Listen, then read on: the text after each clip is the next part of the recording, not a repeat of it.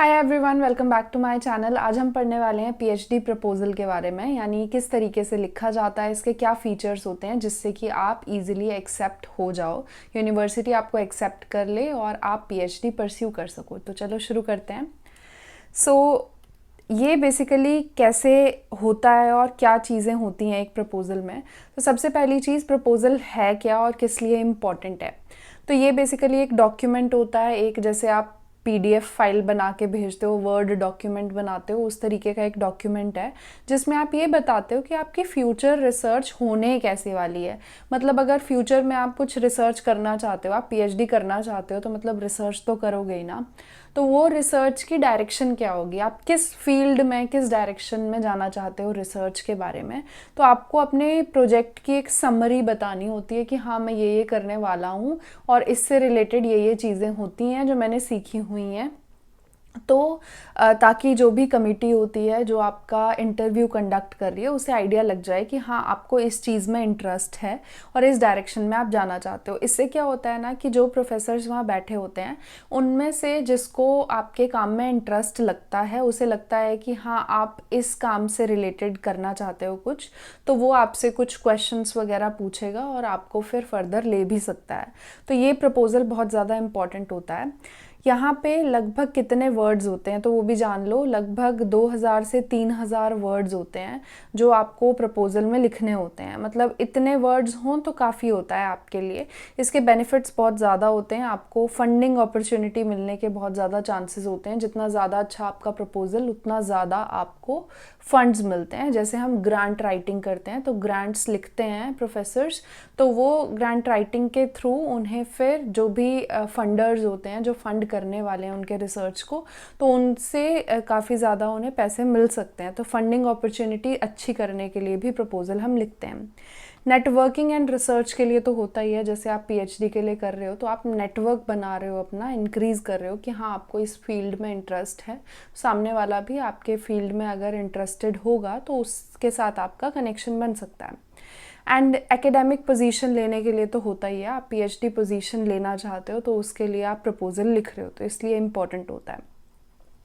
इसका स्ट्रक्चर बहुत ज़्यादा इम्पॉर्टेंट है। मतलब अगर आपको स्ट्रक्चर नहीं पता होगा ना तो आप कुछ भी लिख दोगे कहीं पे भी, जो कि सही नहीं है। ठीक है, तो इसके लिए सबसे पहले टाइटल, ठीक है, एक ब्रॉड सा हम टाइटल लिखते हैं जिससे कि आइडिया हो जाए सामने वाले को कि इस टॉपिक से रिलेटेड ये प्रपोज़ल होने वाला है।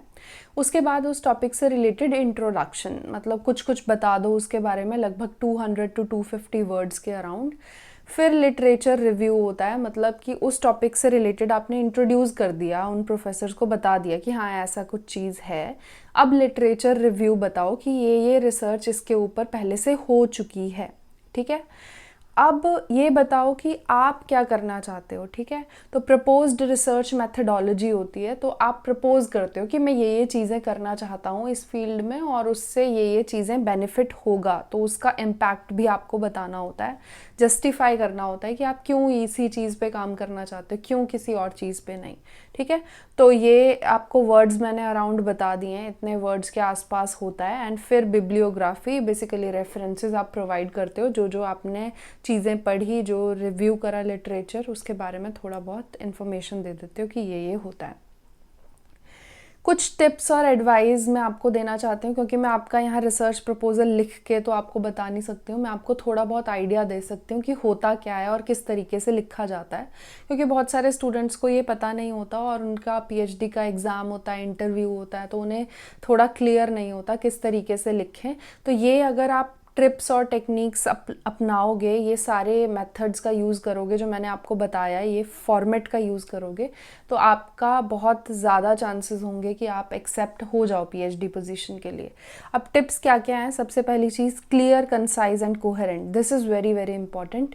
क्लियर होना चाहिए, आप क्या करना चाहते हो ये आपको क्लियर होना चाहिए। जब आपको क्लियर होगा तभी आप सामने वाले को क्लियर करके बता सकते हो। ठीक है, तो आपको क्लियर होगा तभी आप लिख पाओगे क्लियरली उसे।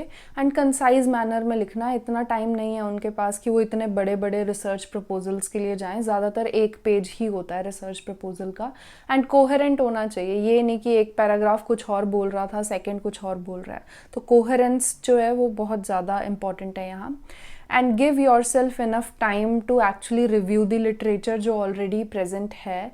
आपको पता होना चाहिए कि उससे रिलेटेड चीज़ें क्या क्या हो चुकी हैं, क्योंकि आपको नहीं पता होगा लेकिन प्रोफेसर को तो पता होगा ना कि क्या क्या हो चुका है। तो वो कहीं ये चीज़ भी आपसे पूछ सकते हैं कि जो आपने लिखा ये तो ऑलरेडी हो चुका है, तो क्यों करना चाहते हो, क्यों पैसे वेस्ट करना चाहते हो। ठीक है।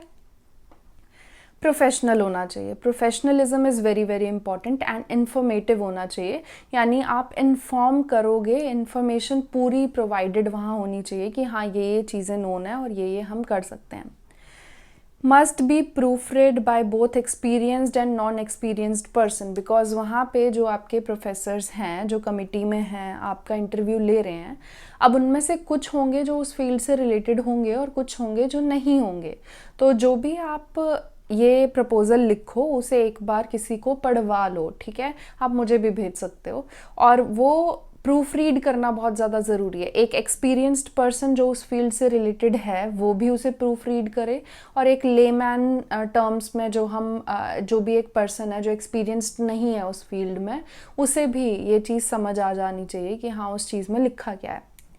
And it should demonstrate that your PhD is worth while, यानी आप PhD करने के लायक हो एंड आपकी PhD कुछ ना कुछ इम्पैक्ट दे रही है, मतलब इम्पैक्ट कर रही है रिसर्च पूरी साइंटिफिक कम्युनिटी के लिए, एंड फिजिबल भी है। ठीक है, ऐसे नहीं कि कुछ आप ऐसी चीज़ बोलो कि चांद तारे तोड़ लाएंगे, तो वैसी चीज़ें नहीं होनी चाहिए। फिजिबल होना चाहिए, बहुत इंपॉर्टेंट है। And capable of completing at that university, this is also important. That's why we have different research proposals for different universities. Same research proposal अगर सारी जगह दे दोगे तो वो सही नहीं है, बिकॉज आपको ध्यान रखना है कि उस जगह पे क्या चीज़ मैटर करेगी, वहाँ पे किस तरीके से चीज़ें जो हैं वो मैटर करेंगी। तो उसके हिसाब से आपको यूनिवर्सिटी के हिसाब से वो सारी चीज़ फिजिबल होनी चाहिए। एंड सेम प्रपोज़ल सारी यूनिवर्सिटीज़ को नहीं देना चाहिए, जैसे मैंने आपको बताया। And never ever use online templates जो अवेलेबल हैं। ठीक है, वो टेम्पलेट जो होते हैं ना वो आपको रिस्ट्रिक्ट कर देते हैं कि आपको ऐसे ही लिखना है। बट अगर आप खुद से लिखोगे, जैसे मैंने आपको बताया कि ये चीज़ें हैं, ये टॉपिक्स हैं, उनके बेसिस पे आप कुछ भी लिख दो। ठीक है, बट अगर आप टेम्पलेट का यूज़ करोगे ना तो उसके अंदर थोड़ी बहुत प्रॉब्लम हो जाती है, जो आपको ध्यान रखना है। ठीक है, तो टेम्पलेट्स कभी भी यूज़ नहीं करने। तो यही मुझे आपको बताना था एक PhD प्रपोज़ल से रिलेटेड चीज़ें, कि PhD प्रपोज़ल कैसे लिखा जाता है, उसका क्या फॉर्मेट होता है और क्या टिप्स हैं जो आप फॉलो कर सकते हो।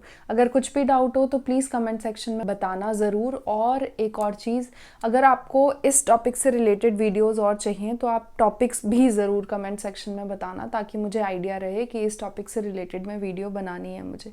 ठीक है, तो मिलते हैं नेक्स्ट वीडियो में, तब तक के लिए बाय।